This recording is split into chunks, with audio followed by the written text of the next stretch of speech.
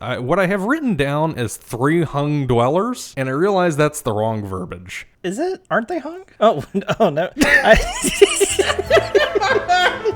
Good morning, and gather around for another new episode of the Pip-Bois. Let's spoon ourselves some of that dairy fresh ice cream and have a great day. And remember that there is no ice cream unless it's dairy fresh, made in our own plant. Plant-based? No, actually, I don't think so. I think it's made out of dairy. Like, it's actually in this episode, the dairy fresh thing, and like the tagline, it took me, I was like reading it I paused and I read it for like 12 minutes straight, just trying to figure out if I'm misreading it. And it says made in our plant. Made in our plant. I thought it was like maybe made in our planet, and I was like, oh, that's interesting. But there's no there's no E after the N. It's just PLANT. And I was like, made in our plant. Oh, that probably means like made in like the factory plant. Huh, okay. That's the only thing that made sense, but it like broke my mind trying to think of that. It's like, this doesn't make sense. When you read it off, I was a little confused. Well, welcome. Today we are here with episode 4 of the Fallout show, titled The Ghouls. The Ghouls. I wonder what eldritch horror from Fallout we're going to see today. Do you think it's going to be a Deathclaw? Probably. Yeah, I mean, with an definitely... episode like The Ghoul, it's probably going to be the Deathclaw. That's the only thing that makes sense. We're trying something new this episode. We haven't actually watched it, but we're just going to try and make it up as we go along. So this episode, before we dive into things, I have made a more conscious effort for my notes and to read off of things to like document people's actual names. Oh, like IRL name or I'm gonna be reading off people's names and social security numbers this episode. Oh, good. I like that. No, but I realized kind of listening back that I'm really not super great about names, and this is just true of me in life. I don't ever learn people's names until it becomes like dangerously important. So yeah, I made a more conscious effort when watching the show today to like document people's names, and if I didn't know somebody's name, I would pause it and get that little flash up that shows their name. I just wanted to note that because in this episode, to date, I have been referring to Cooper just as the Ghoul.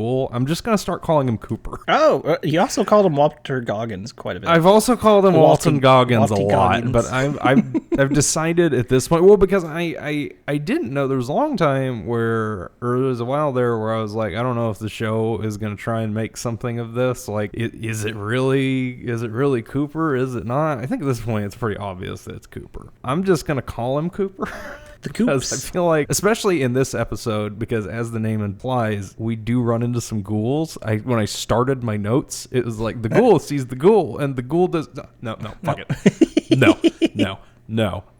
His name's Cooper now, and that kind of set me down this path. That makes sense. Yeah, so I wanted to point that out because I'm sure that bothered some people. I cannot promise that I will keep it up, but I will try my darndest. I think I got everybody's name down in this one. I really like that. I don't like anything else about watching anything on Prime because it's very inconvenient for my Amazon TV to do. But when you pause it shows the people's names, like the actor, and then it shows the character names. So it made it easier for me, who's very bad with names. Yeah, that is definitely one of the best things about it, watching it. The only good thing about watching it on Amazon, I would say, is that you can pause it and see who's there. Every time I pause it or touch the remote, it's a 50-50 shot if it's going to do what I want or if it's going to crash the entire TV. Which made it very inconvenient for watching today's episode where I was trying to keep track of people's names. Yeah, I would pause it and then it would like go 30 seconds beforehand. I'm like, no. I need you to stay where I'm at because now I don't want to rewatch this part. What screws with mine even more, and it's the most irritating part about this is, so I've got a sound bar on my office TV. I think the IR frequencies for the remotes between the TV remote and the soundbar remote are just close enough to where sometimes if I press like volume up or volume down on the soundbar remote, it'll like pause or move the scroll wheel for where the time bar for whatever I'm watching. And boy howdy, if I accidentally do that while watching the Fallout show, the entire TV just has a seizure. Oh no. So I've gotten, if I want to adjust the volume, I have to get up and adjust the volume on the sound bar, which is the most first world problem I've had today. So whenever you're saying, then Cooper walks around and suddenly just starts like seizuring, we'll know what it really means. Yeah, he had a weird moment where the TV kind of seizured out and he went upside down, and then it popped up with the Amazon logo and said rebooting. Yeah, I thought that was a weird thing to add into the show. That was, but really you know, it's very meta.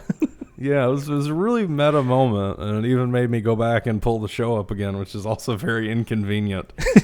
Anyway, so that's my rant. So episode 4, The Ghoul, is the shortest episode so far. It felt very short. And also, so far, it has the biggest lore change. Yeah, I'm presuming you're talking about like the inhaler thing. Yep. Yeah. Okay. Yeah, that was a very interesting. We'll get more into it the further we get into the show, or the episode. But they did reveal kind of like what the point of the inhaler is. I thought, again, as far as lore changes go, I thought it was reasonable. Okay.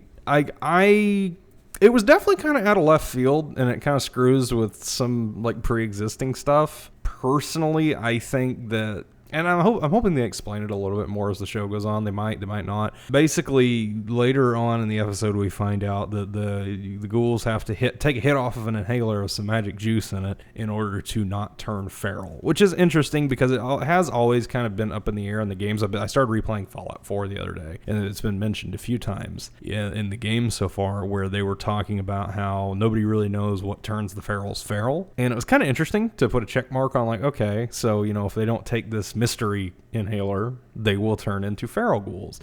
I thought I don't know the separation of time between when they were at the lake, when it got smashed, and when they get to the store and he gets more of the juice. But I thought he was kind of starting to have a rough time pretty quickly. I would have liked to see that extended out a little bit more, like something that kind of deteriorates you over a few weeks or months. Because to me, that time jump didn't seem like any more than maybe a day or two. Yeah, it also seemed like that he had a completely different reaction of him turning than like anybody else. Yeah, that's also entirely possible. And I think it's been mentioned kind of a few times off and on that he's a little bit different. Mm-hmm. Now, I don't know if that comes from, because I mean, in the Fallout games, the ghouls aren't just like people turned into ghouls after the Great War. It wasn't necessarily just the people that got caught in the blast. Like there's people that become ghouls just throughout the storyline. I'm kind of wondering if there's like a difference in the ghouls that were generated, the ghouls that were born out of the Great War versus ghouls that may have turned later, if that makes sense. Yeah, maybe that's the reason why he's so silky smooth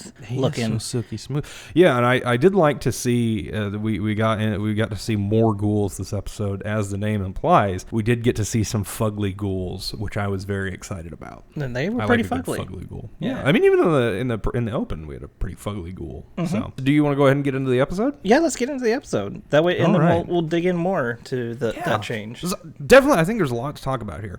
So we open. This is again, the episode title is The Ghoul. We open on the desert with Cooper and Lucy. Cooper's got a little bit of a cough. That old ghoul bronchitis. It'll get you. I got bronchitis. I got the bronchitis. Why is it spicy?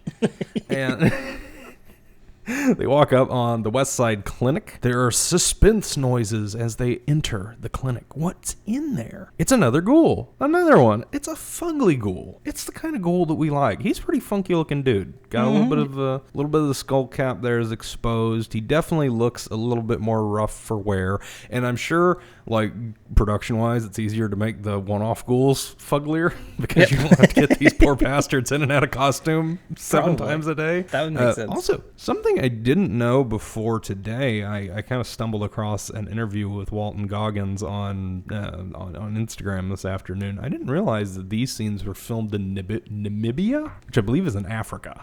Really? So yeah, let me double check that before I go any further. I'm pretty sure. Yeah, so it's a country in southern Africa. Yeah, all the desert scenes were filmed in Namibia. So I'm sure, I don't know what time of year it is, but I'm sure the African desert gets pretty hot. So I'm sure that was another factor for it. Yeah, so we come across another ghoul here. His name is Roger. Yeah. Oh, his name is Roger. I did not take his name down. That's where I went on my adventure. He says it quite a bit, so that's the reason why I knew his name was Roger. I can't express enough to you and the audience how terrible I am with names. There are people I worked with, like, you know that Ron Swanson joke? Like, I worked with somebody for 3 years and I never learned his name. He was the best friend I ever had. That's me, except it's not intentional. I just have a disorder. So... So yeah, we run across this other ghoul. What'd you say his name was? I already forgot. Roger. Roger. Yeah, he starts freaking out and saying his name.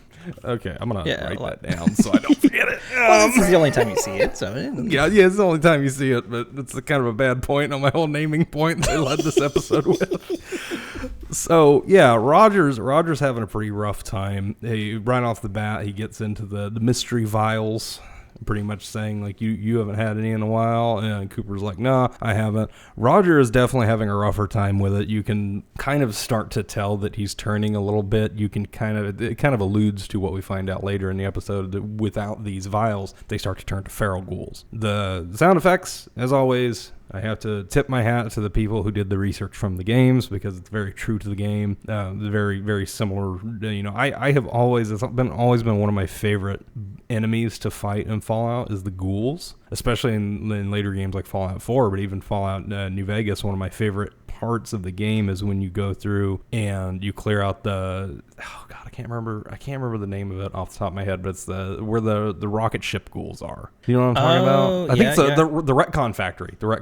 Yeah. The repcon, not retcon. Not retcon. They didn't retcon it. Well, maybe. Yeah, they didn't retcon it. Yeah, one of my favorite missions, just going back, remembering playing Fallout New Vegas for the first time, was clearing that retcon facility out, because it was just it's dark in the ghouls. You just hear the sounds. It's like it's the one time I felt like I was on the edge of my seat playing a horror game almost. And I think that gets recreated a few times. There's a mission in Fallout 4 where you've got to go and kind of clear out some tunnels underneath the airport for the Brotherhood of Steel, and it's got that kind of same feeling. I love anytime the ghouls come in and the sound effects they have for them in the game and the show. I think it's always really well done. Roger's losing it. He's definitely starting to go a little nutty here. He's kind of going in and out of lucidity. Roger and Cooper have a nice little conversation about how good that food used to taste, just naming a couple of those fun Fallout brands, and they're just loving it up. And then Cooper shoots him in the head. Roger's gone. Roger's dead now.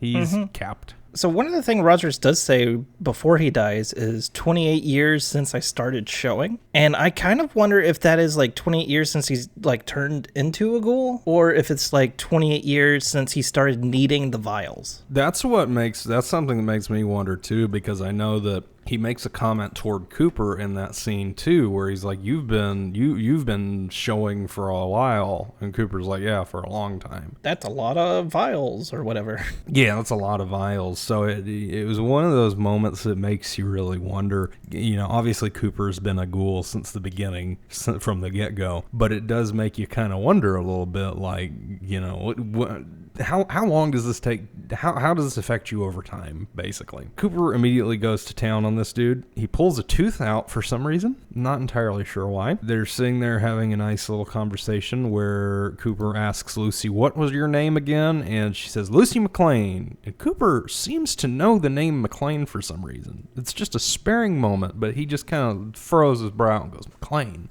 Kind of makes you wonder a little bit. There's probably a little bit of involvement in here, and I think we get a little bit more of that later in the episode, where he might know that name from. Cooper starts gutting the Roger, pulls out, I'm not exactly sure what part of Roger, stomach, pancreas, not entirely sure, rips something out of Roger and eats it. Oh, I think it was just like his back flesh. Oh, was it just flesh? Yeah, I think so. Okay, I didn't know if it was something from the inside. They start talking about hardship. Lucy talks about a plague that ravaged through the vault when she was in the vault, and she asks Cooper, how do you live like this? Why keep going? Cooper responds very unceremoniously by offering her the opportunity to make some ass jerky, which is what we all want in life.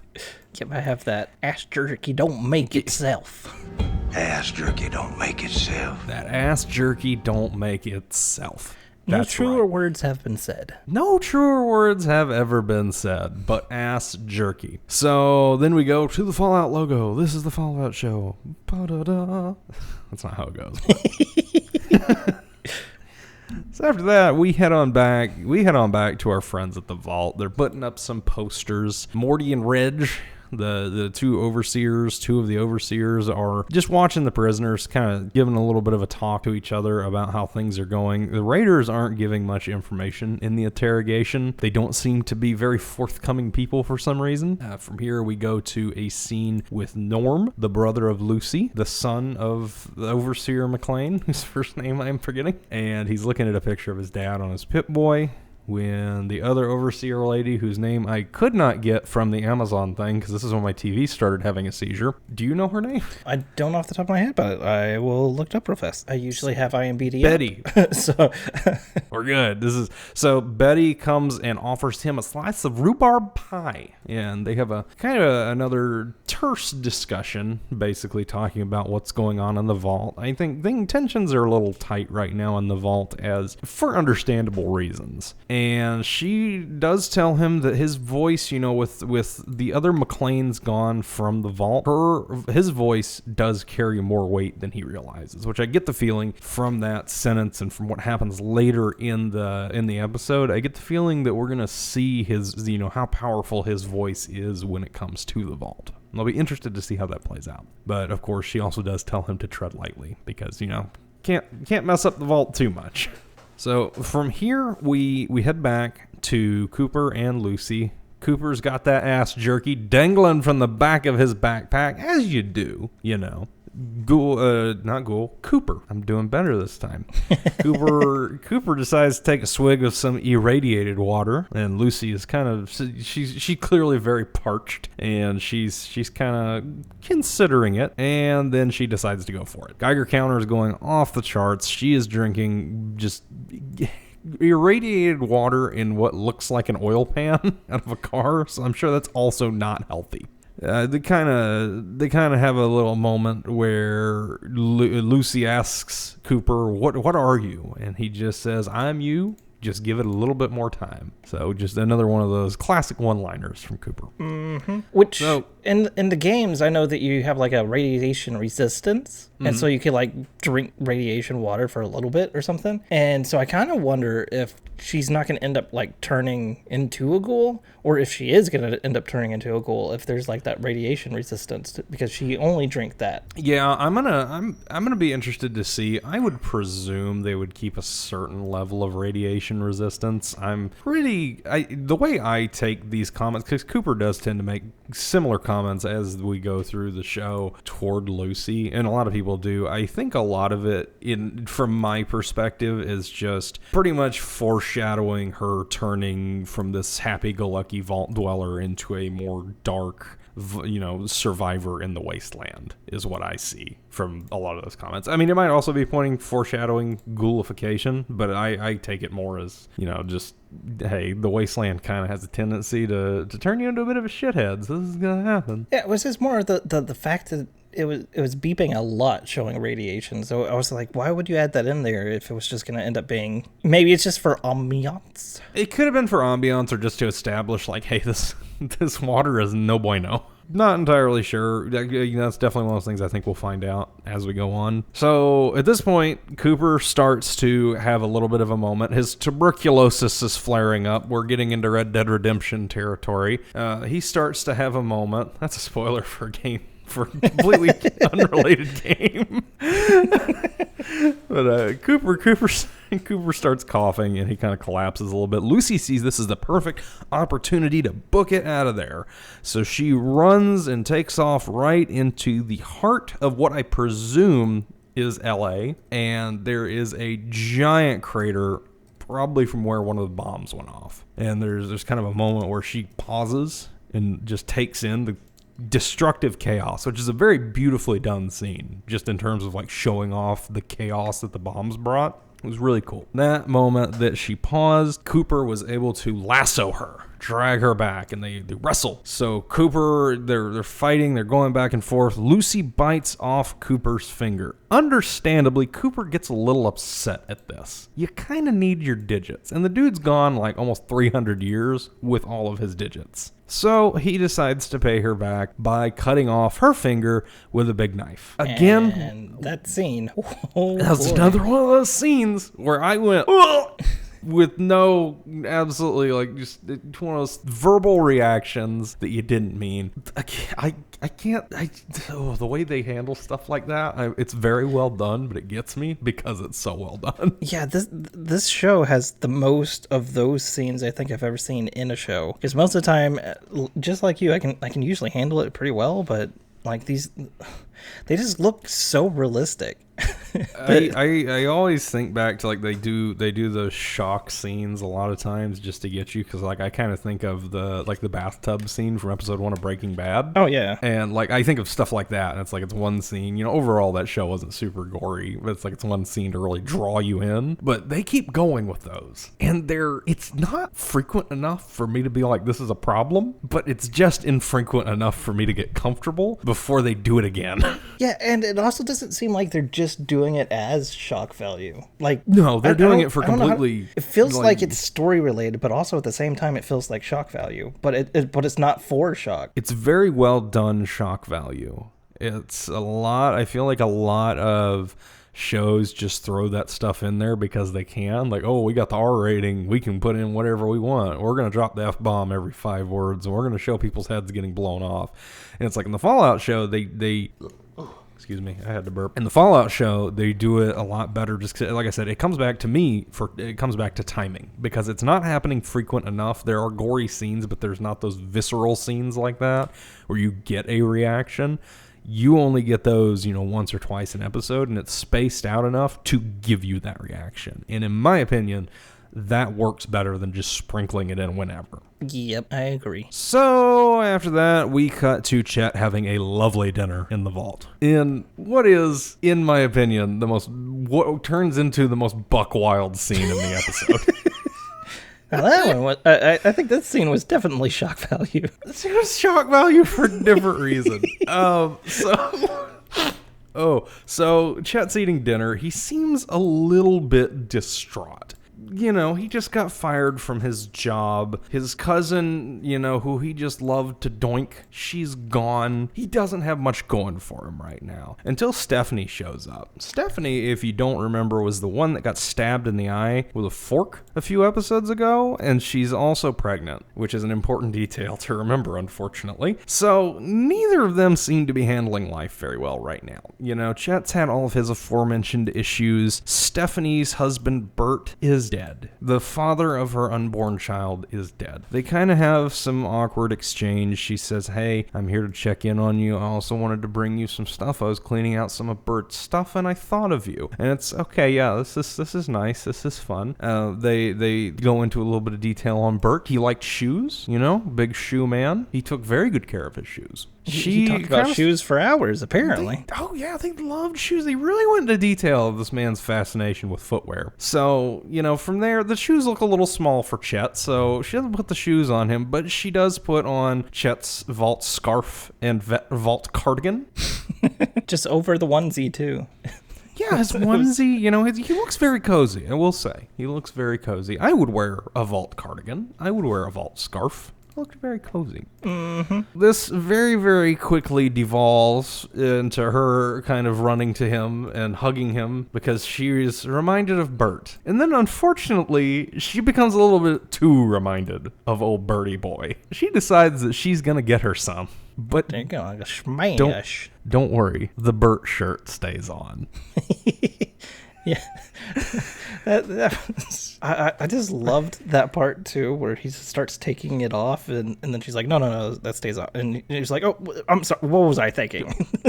I'm Bert. I'm Bert. I am Bert.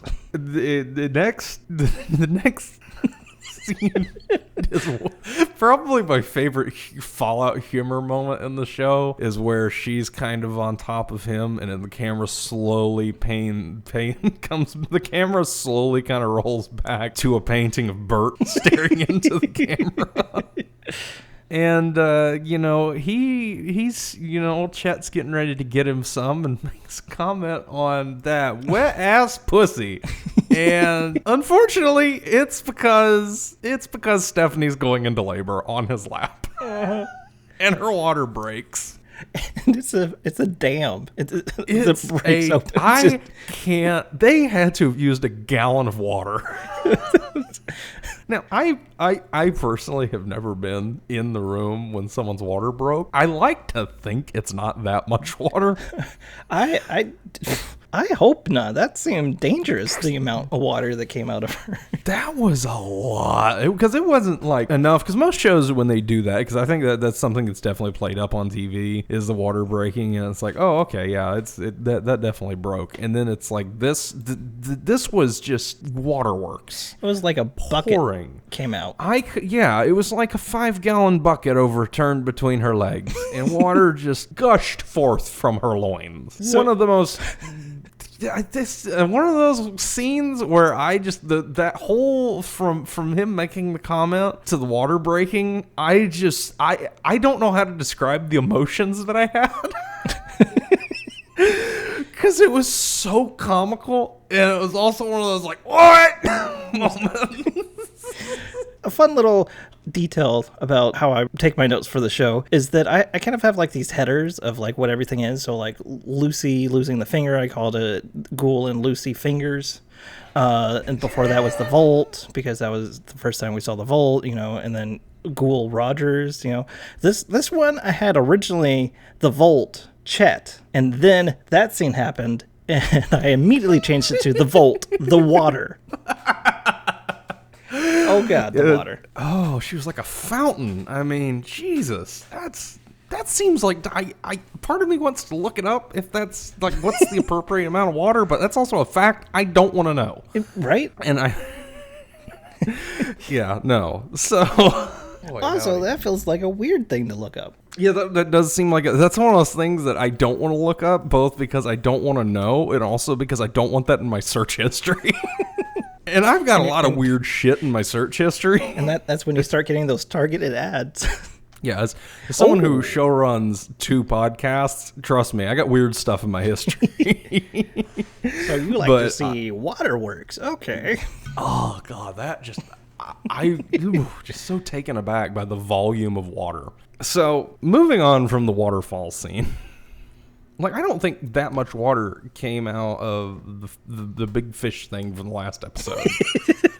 As the gulper. I remember the name. I'm good with names. We head on back from the waterworks. We head on back to old Coop and Loose. They're strolling up to the Super Duper Mart, going to get a sandwich, I presume.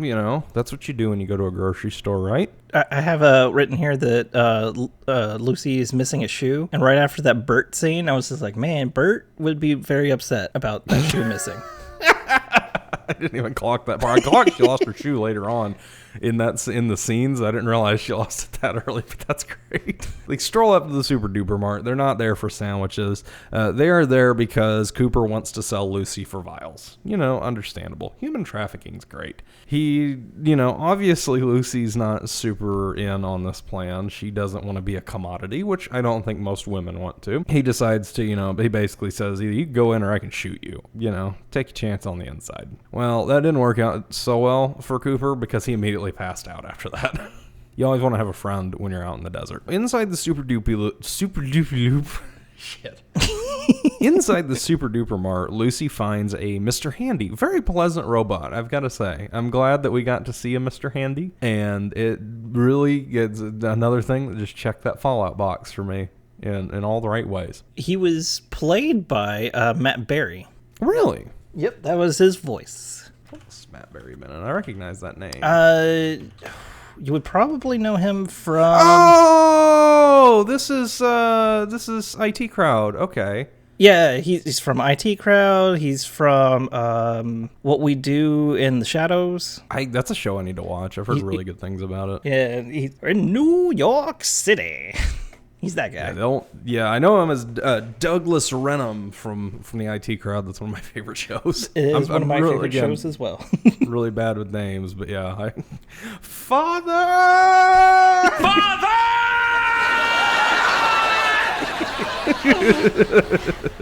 So that's an interesting fact. I did not know that. So yeah, he meets up with Mr. Renham, and Lucy is kind of astonished at this robot being very nice. He takes her to the infirmary. He's like, hey, let me patch up that old finger for you, and he just sews on a new finger. Apparently that's something you can do. It's immediately just back to regular movement and regular, on the go, which I guess kind of fits within Fallout because they've got the crippling mechanics, and you just stick yourself with a stim pack and you're good. So yeah, fit with game mechanic. It was a neat way to show that. I thought it's a different color finger now. Yeah, and she's a little bit worried, understandably, that she's going to be sold as like a sex slave. No, what a disgusting idea.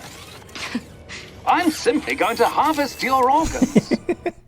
It's like immediately fixed finger and immediately, oh no, we're just harvesting your organs. I'm just here for your spleen, my dude. So, I guess it's a little better than being a sex slave.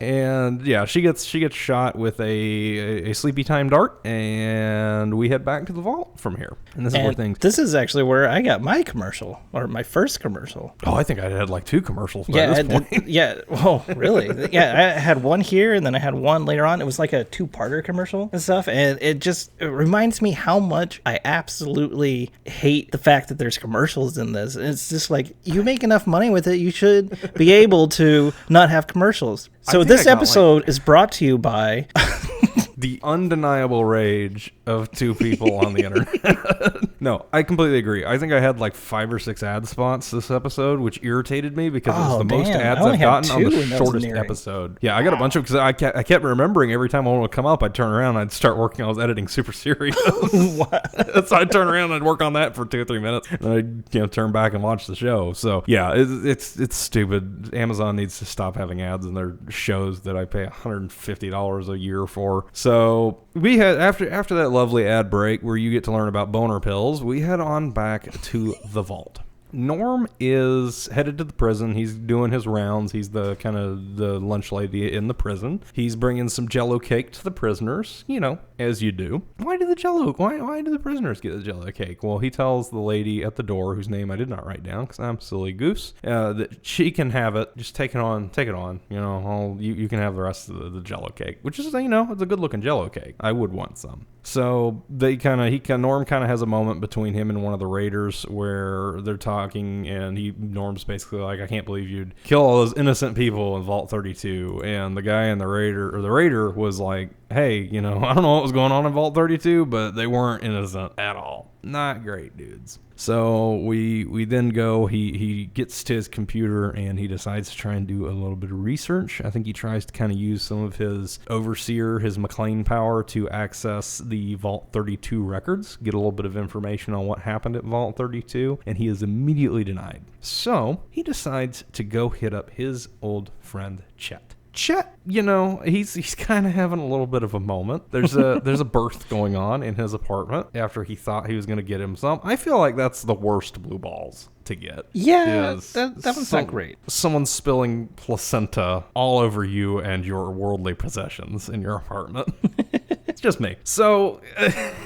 Norm's like, hey, buddy, you look like you could use a walk. You want to get out of the house? So they decide to go on a lovely, relaxing walk to the tunnel where we saw Moldiver collapse the tunnel a few episodes ago. They're starting to, they dig out some rubble from the passage and head on into Vault 32. They take a moment as they enter Vault 32 to kind of pause and just look around, and you can see the wheat fields are destroyed, the tractors are destroyed, you can see some panels falling off the wall. They are, whatever, they basically come to the conclusion, obviously, that whatever happened in there is not recent. It's not as recent as the Raiders, because at this point, I'm guessing it's probably been a week or two since everything unfolded in the vault. It's pretty obvious that, even in the first episode, it was pretty obvious that whatever happened in there happened some time ago. So they head a little bit deeper into the vault. You can clearly see the destruction around the vault. There is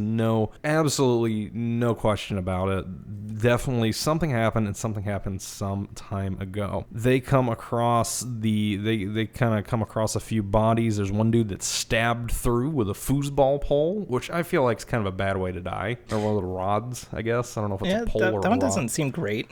Yeah, not the worst death we've seen, but definitely not the best. It's in the top 10 of worst, I would say. Yeah. Norm decides to check the Pip-Bois. Is the first body they've come across, presumably. Norm boots up that Pip-Bois and takes a look at it, and the last log entry in the Pip-Bois was from 2 years ago, which gives us a little bit of perspective on how long it's been since everything kind of went down, and they need to continue to unravel the mystery of what happened in this vault. As they progress into the vault, it gets a little rattier and rattier. Things get a little bit more chaotic. They came across another dead body just watching kind of a TV show on loop, or something on the TV on loop. It's got rats in a maze. That guy is dead because he stuck a knife into a toaster, which, again, not a great way to go. So as they continue through the vault, there are a lot of dead people in the vault. A lot of people just dead in various different ways. They come across two folks that strangled each other to death, and just above that is written on the wall in blood, "We know the truth." So at this point, and kind of throughout the episode, it kind of raises the questions, like, obviously we want to know what happened in the vault.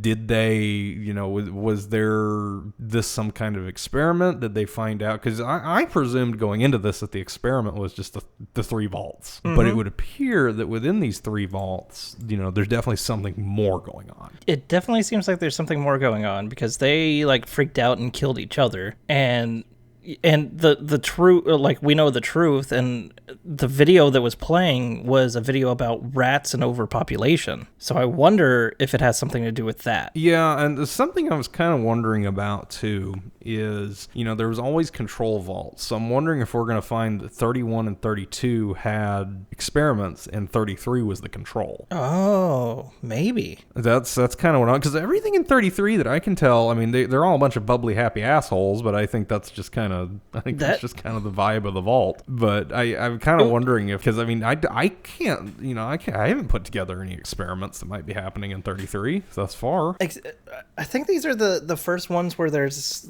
three connected to each other. So I just kind of assumed that having the connected community of 31, 32, and 33 was the... That's what I thought too, but this definitely makes me wonder. The mice on the TV makes me wonder, was this, whether it's overpopulation or, some other thing, did these other vaults have experiments? Because we still haven't seen into Vault 31. We still don't know what's going on in there. We don't even know if those guys are alive. We haven't heard about 31 or anything really about 31. Yeah, they've been touched on a few times. There was, I think in episode 2, I want to say, at some point somebody makes a comment to the effect of, we checked in with 31 over the vault internet or whatever, and they're fine, or we sent a telegram to 31 and they're fine. So I'm not sure, is there any, how true is that? What's going on in 31? What are we going to, are we going to get to see that at any point, or are we just kind of leaving that out there as a, a floating target at some point? So, yeah, that's all for the vault. It definitely raised a lot of questions. So one thing I did like about this episode, because we kind of talked about it last episode, is it seems like we've had a lot of fillers. I think this episode did a really good job of raising questions, kind of pushing it pushed the story through, but it didn't, I think it focused a lot on the vault story, and I like that about this episode. Yeah, it was interesting how this one felt like a lot happened, but nothing happened at the same time. Yeah, I think it was exactly what I wanted. It was enough to push the story through to where I didn't feel like we were just kind of, last episode just left me feeling like we hadn't really made any progress. This episode, though, I don't think it made a ton of establishment for the story as a whole outside of the vault. I think it did a really, really good job of, expanding upon the universe, because we get to learn a lot about the ghouls. We're going to get into that here in a little bit. Yeah, a little bit more on the ghouls, and we can talk about that. And, obviously everything going on in the vault, which I think we're starting to ramp up to some really interesting story here. We're going to head on back to the Super Duper Mart. Lucy is being carted through the halls by the Mr. Handy. She's kind of coming out of the anesthesia, or the her little sleepy time dart. She's kind of having some flashbacks, presumably of her mother. I'm assuming it's her mother. Her mother hasn't been in the picture. One thing I wanted to ask, because I can't remember, did they ever make mention of what they say happened to the mother? Because there's some more questions about that raised later in the episode that we'll get into, but have they established to date what they believe happened to Lucy's mother? I'm trying to remember, and I don't think they did. I think she's just not. I think they just talked about her quite a bit. Yeah, I think she's mentioned. I remember in the first episode when Lucy was supposed to get married, her dad kind of made a comment about how she's, your mother would be proud of you or something. It's just some generic comment like that. And then I think Lucy looked like her mother according to what's her bucket? Yeah, I don't think at any point to date they've been like, oh, your mom died in this accident, or your mom went out to another vault or whatever. So that was kind of interesting to me. So this is the first time we kind of see her mom. We start to build on that a little bit. We're getting carted through the halls of not the Megalomart. This isn't King of the Hill. You're getting carted through the halls of the Super Duper Mart. Oh, this just happens to be whenever the Dairy Fresh scene was in the background. It was. Yeah. So we're going through. There's these Dairy Fresh freezers full of ghouls. You got some, again, glad to see some representation from Fugly Town. We've got some fugly looking ghouls. We come up on 2 raiders sitting there watching TV. I always like when the TVs work in Fallout. I wish they did that more in the games. But they're sitting there watching TV. Clearly, I think they're a little inebriated, or really stupid. Both are possible. They seem like stoners. Yeah, they seem like 2 guys sitting there smoking pot on the couch. So the raiders basically say, like, hey, you need to go. Let's go ahead and cut her up. We need her ready for the next pickup. They head on back to the cutting room. Lucy makes a plea. Hey, I need my organs. Organs are important. I kind of get where she's coming from. I like my organs. Mm-hmm. I usually like them to stay where they are. Yeah, I try my best through my life to keep my organs where they are. So I really identified with the character in this scene. So she's able, the Mr. Handy is approaching her with that saw, basically saying, like, hey, this is going to hurt a little bit. You'll be okay. Mr. Handy is called Snip Snip. Snip Snip. Yeah, and I've got that down later because I didn't write it down until like 3 lines from now. Yeah, Snip Snip's coming toward her with the saw. She does a roundhouse kick and knocks the saw over, and it just lands in just the right place to cut her restraints free, or one of her restraints free. So she's able to get off the couch, or she's not off the couch, but she's able to get off the operating table, and she electrocutes Snip Snip with a defibrillator. Just I thought that was a really good, exciting scene that I had no idea how she was going to get out of it. I was like, wow, I guess she's dead, or somebody's going to save her. But nope. Yeah, that was one thing I was really curious about, because I at that moment, when that's a very intense scene when the saw is slowly coming down toward her, and it's like there's really nobody to save her. Mm-hmm. There's no reason that we're going to see our friends from Brotherhood of Steel. They don't even make an appearance in this episode, but they're not like out looking for Lucy. Her dad is nowhere to be found. Cooper's not going to come in and save her. So it was really cool. It was a really good build up, a really good way to kind of get rid of that. And, she takes him down with the defibrillator, and she decides to come out and hold. She grabs that Abraxo cleaner, which is basically Fallout Drano, and she concocts a plan. She's holding Snip Snip hostage, and the raiders are like, that's a robot. You could hold an air conditioner hostage, and it wouldn't make any difference. Although an air conditioner would be nice. Yeah, an air conditioner Living in would Texas, be nice. I agree with them. Yeah, as someone who also lives in the South, I can agree with that. So she reveals that Snip Snip is loaded down with Abraxo cleaner, and it's not a good idea to much unlike what our leadership may say. It's not a good idea to inject yourself with any kind of cleaning products. Most definitely, it's not a good idea to shoot yourself up with Drano. So they kind of take a little bit of note here. She decides we're gonna free the ghouls. Yeah, freedom. So she lets the ghoul. They flip a switch. A lot of the ghouls come out. There is one last ghoul left in the freezer, and she is like, all of them. I said all of them. Damn it. They're kind of hesitant. Maybe we don't want to let those ones out. So she shoots a snip with a She shoots a snip dart with a Braxo cleaner, and it starts melting the couch, which is kind of scary. All the ghouls are free. Yay! Right? Yay! It's good. No, it's not good because these are feral ghouls. Yeah, these are feral ghouls, and they come out swinging. Boy, howdy. And absolutely, again, I like seeing the more kind of just messed up ghouls. I'm really glad they went all out for the feral ghouls. Mm-hmm. I mean, definitely in the game, there's a difference between normal ghouls, or I guess sane ghouls, and feral ghouls. So it was really, really cool. The difference, they definitely did a good job of differentiating them. I think they looked a lot more like zombies.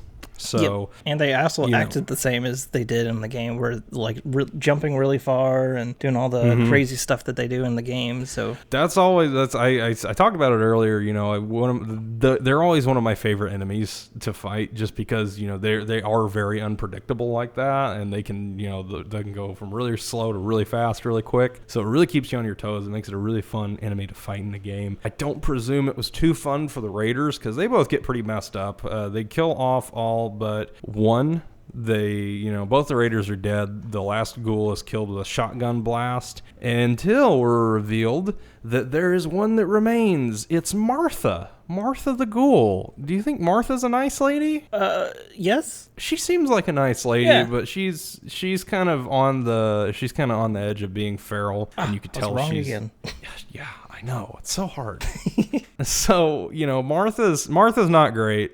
She's kind of, you can tell she's kind of flipping back and forth. She's trying to, internalize, or she's kind of trying to fight through the fog. She just keeps going, I'm Martha, and then going back to the feral ghoul sounds. Lucy's trying to reason with her, saying, there's a person there. I know there's a person in there. We can do this. Yeah, no. Martha decides it's killing time. So Lucy, finally, 4 episodes into the show, decides to pick up a reasonable weapon and caps Martha. Yep. So Martha saying her name, and then Roger at the beginning was saying his name, which is why it seems like that they like try to say their name and then like they start freaking out a little bit. It seems to be them turning, but yeah, I think that's Cooper doesn't do that at all. Well, I think it just depends on how far along you are in the process, because Cooper seemed like, he was in pretty rough shape, but I don't he just kind of passed out, which the other other ones seemed like they didn't pass out at all. They just kind of, well, that's the thing, is it's like what kind of gets me about, I don't know how long does it take for them to turn, because is it one of those things that's like you have shortness of breath and you pass out a lot for a month, and then you start to turn, how's the progression work with this? And I hope we explore that a little bit more, because it really would kind of help build up, how big of a threat is this? Because, Cooper definitely seemed to think, going back to the last episode, Cooper does make a comment. It's like, hey, I just had some of the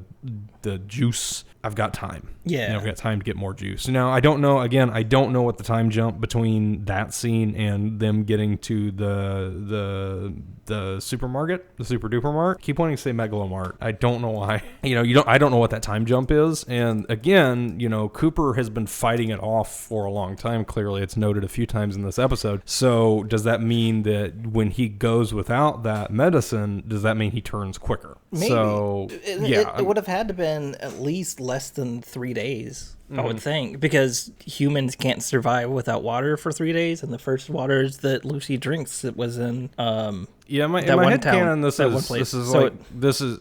my headcanon says probably within the same day, or I would guess within probably a 24 to 48 hour period, because they're kind of, I think they're in the LA area, the Los Angeles area. West Side, that was West Side. Yeah, they were, West Side, and they were kind of over toward Hollywood. So I've never walked through LA, but I can't possibly imagine, walking through a wasteland. It would take more than a day to cover that much ground, especially because there has been a healthy amount of walking that they've all already done, because we don't know how far the vault is from LA and blah blah blah. I wouldn't presume that time jump is any more than 48 hours, but like I said, clearly it's noted a few times, like Cooper has been fighting going feral for a long time, so I would think that probably makes him, when he goes without that medicine, it probably kicks his ass a little bit more. I imagine these other ghouls have been, Martha and Douglas, I think they've been kind of fighting it for a longer time. And I think that, them saying their name over and over again is just them trying to hold on. Yeah. That's what I got too, is that's them holding on, but it seemed like the difference. So you're probably right that it's probably they're maybe months out while he's only like a day out. Yeah, I really want to see that explored, because I think it is a really cool, addition to the lore. Again, I think that I like additions like that. It explains things a little bit, and it gives a little bit of, not necessarily humanity, but, ghouls do seem kind of infallible sometimes, or not infallible, but immortal. And, I just like that little addition there, because, they can't be harmed by radiation. I want to see the exploration into, what's in this vial that stops them from turning feral. I want to see more exploration into that world. And I hope we get, it seems like it's a pretty big, focus of the show. So I get the feeling in the next couple episodes, hopefully we'll learn more, because I really want to learn more, because in like some of the earlier games, there's ghouls that are not feral that are like stuck in vaults. And they to me, it seems like they wouldn't have access to the inhalers. So it would be kind of interesting to see whether or not they do need it, or if it's something that because they're out in the wild that they need it, or what is it that actually causes them to turn and need the inhalers. If we just run off the assumption that most of the ghouls have been around since the war, let's just say Roger and Cooper have been around since the war. Roger started turning, I would assume, somewhat recently based on his comments. Like, what is the trigger to start becoming feral? Yeah, 28 years. What does this do? He said. Yeah, 28 years. So, presuming that he's been alive since the war, there was like at least 150, 200 years there where he was fine. It's one of those things. It makes you wonder. I really, really hope they build on it in the next few episodes. We're going to head back to Vault 32 for a little bit, just for a moment. Norm and Chet navigate through. They enter a room with what I have written down as 3 hung dwellers, and I realize that's the wrong verbiage. Is it? Aren't they hung? Oh no. I see what you're putting down now. Yeah. They got the long arm of the law. They got God. I don't know why I phrased it like that. It might have made sense in my head at the time, but just they walk into a room with 3 hung dwellers. This turns into casting couch. No, they come into a room. There are 3 vault dwellers hanging by nooses from the ceiling. From here, they enter the overseer's office. This is just outside the overseer's office. And when they get in the office, the overseer is tied up, and you could tell he was kind of struggling to get out of his binds at the time that he died. One thing that is interesting to me that this particular scene brought onto mind is the nature of how these people died. Between this, there was 2 scenes that called this to me. There was the one where 2 people strangled each other, and then this scene, because you can tell the overseer was kind of like clinging on to the rope. It kind of makes me wonder, was there something that killed a lot of people at once? Like, the vault lost pressurization and the oxygen came out of it. Was there some kind of poison in the air? Like, obviously there was something broadly there to make them go crazy, because there were people that killed each other outside of that, but there seemed to be a few people pointed at specifically that almost died mid-action. Yeah, I thought it was just like another one killing them while they were in mid-action more than... It could have been. But it could have been what you're talking about. I could be way reading into this. We need more. But yeah, it's just something interesting to me. Mm-hmm. It was an interesting note just because I clocked that a couple times. So yeah, they go in the overseer's office. There is on the wall in blood again some lovely scripture that says "Death to Management." So kind of makes you wonder a little bit there. Was that part of the rat race deal? Yeah, they said that they knew the truth, and the truth in the vaults is that usually the management knows something. Usually the vault captain, leader. Oh yeah, the vault overseer. Overseer. Yeah, somebody knows knew the something. experiment. Mm-hmm.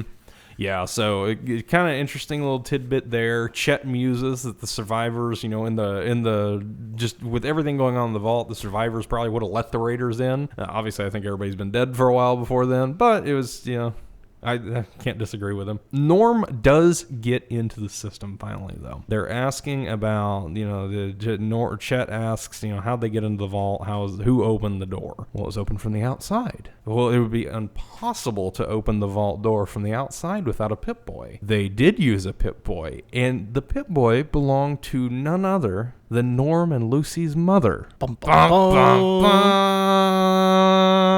Dramatic music. Yeah, so that's very interesting. Very interesting tidbit. Obviously, I find it, again, thinking back, they haven't really brought up her mom a ton until this. I feel like she was mentioned a little bit last episode and then a lot this episode. Yeah, she was mentioned in the first episode for sure because they talked about it, and then the look-alike. Then she was mentioned in last episode, and then definitely this episode. I don't remember if she was mentioned in episode 2. Yeah, it's kind of interesting to me because they haven't made any, they haven't said anything about where did she come from? Where did she go?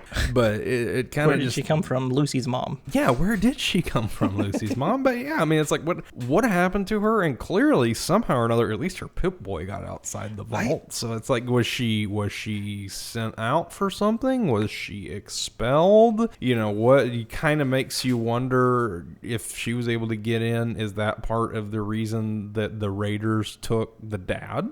I want to rewatch episode 1 just to see if they say something that I missed. Yeah, because I mean, it's just it's really kind of raises some questions there. Definitely how did this happen? I don't think they've got a clearly defined answer at this point. This is kind of the cliffhanger for the vault section. The mom somehow or another, at least the mom's Pip-Bois was associated with the with the vault opening and with the raiders. So I'll be interested to see how that develops when we finally catch up with old Pa. If we do, I'm assuming we do. So we'll find out. So anyway, from here, that's the cliffhanger for Vault 32 today. We head on back for one final scene with Cooper and Lucy. Lucy is out and she is badass now. She's got she's stripped down a little bit of the vault suit, and she's got some leather armor now. Or not leather armor, but like a leather shoulder piece, looking fancy. A la Fallout 1? Yeah, a la Fallout 1. I mean, the leather shoulder piece is in most of the shows. That is true. Or most of the games. But yeah, I think it's prominent in the advertising for Fallout 1. The Vault Dweller is normally shown to have that leather shoulder piece, so it might have been a callback to that. Finds Cooper taking him a little nappy nap, kind of, confirms in a few words that the vials do prevent people turning feral. Again, kind of makes you wonder a lot of things about those vials. And,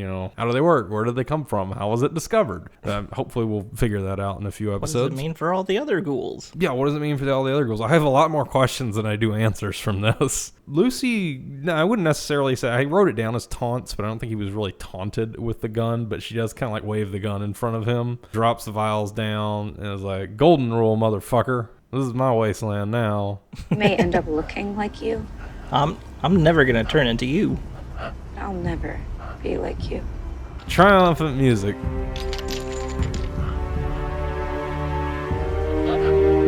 She gives him the ghoul vials. Very, very nice. And triumphant music plays as she walks off into the wastes.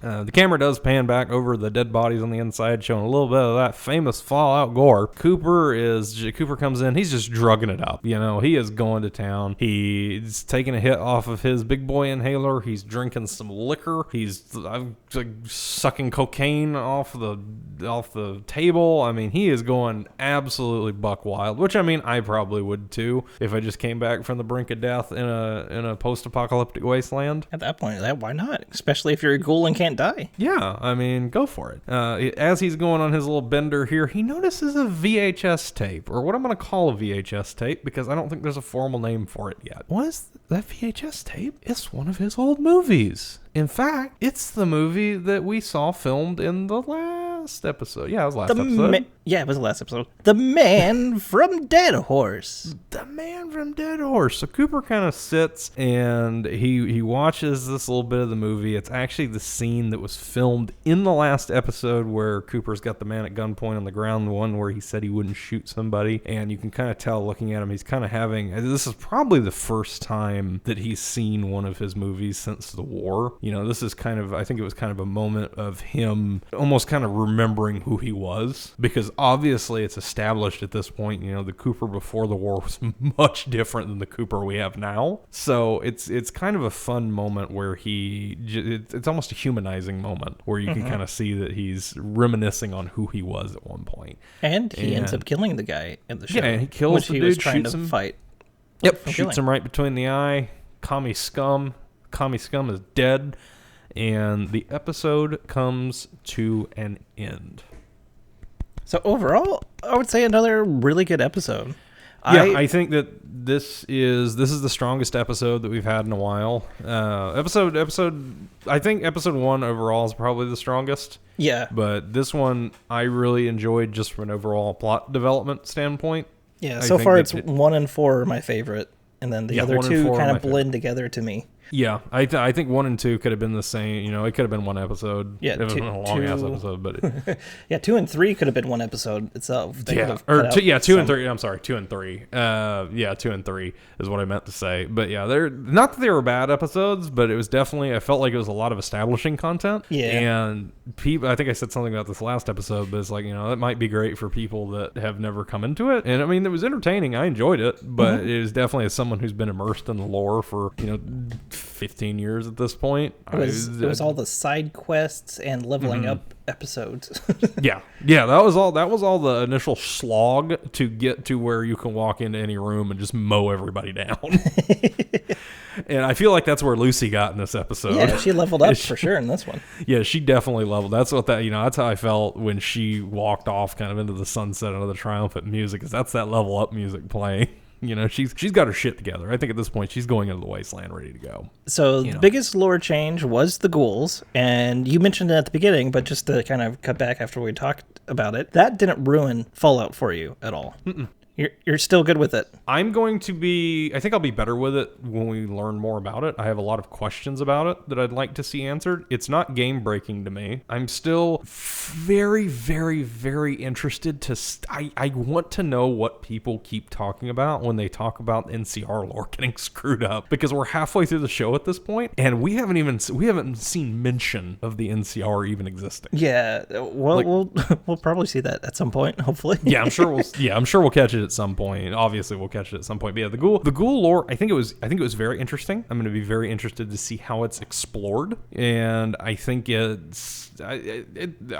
really didn't mind it, but I just want to see it expanded upon more. And I'll be fully happy with it. I didn't mind it either, and to me, having an explanation of why some ghouls go feral and some ghouls don't is kind of nice. And so that this is a answer to that question that we've never really gotten an answer for is kind of cool. I really like it because, in my opinion, I like stuff like that adds depth to otherwise stuff that doesn't have a ton of depth. Because up until now, you know, if you're a regular ghoul, you're pretty much, you know, outside of getting capped, you know, shot in the head, you're fine. You're invincible. I mean, we even saw it in the second episode in the shootout in the pit in what was it? Not Pittsburgh, not the Berg. Philly. That's what it was.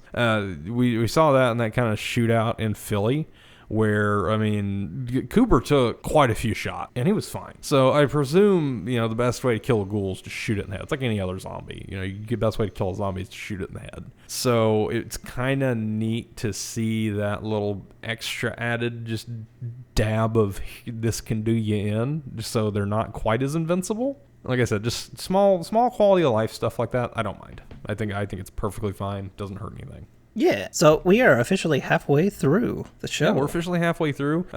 So far, four episodes in. I'm pretty confident I know how you feel about it, but you think it's going in a good direction so far? So far, I think it's going in a really good direction. I'm still not 100% sure what it is that this season's trying to do. Like, obviously, she's trying to find her father, but like, is that it? Is there more to it? Is it deeper? I mean, there's some hints of stuff going on, but nothing seems to be like super large.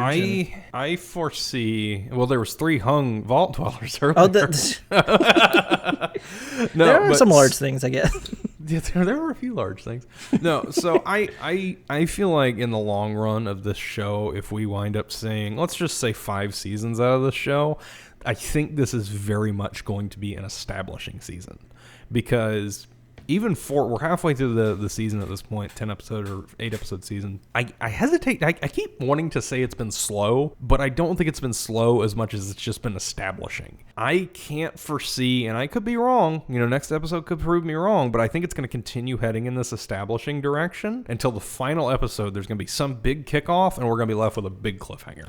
That sounds probably about right. Or these next few episodes are going to be insane, and there's just going to be a lot happening all at once. Yeah, I mean, there's been a lot of little things that have been going on, as I mentioned before, but like in Game of Thrones, you had the whole leading up to the Game of Thrones in the first season. Mm-hmm. So you have that establishing of here's the world and stuff, but then it goes into, okay, this whole thing is building up and building up and building up, and then you see the death of the king, and that just causes even more spoilers for Game of Thrones.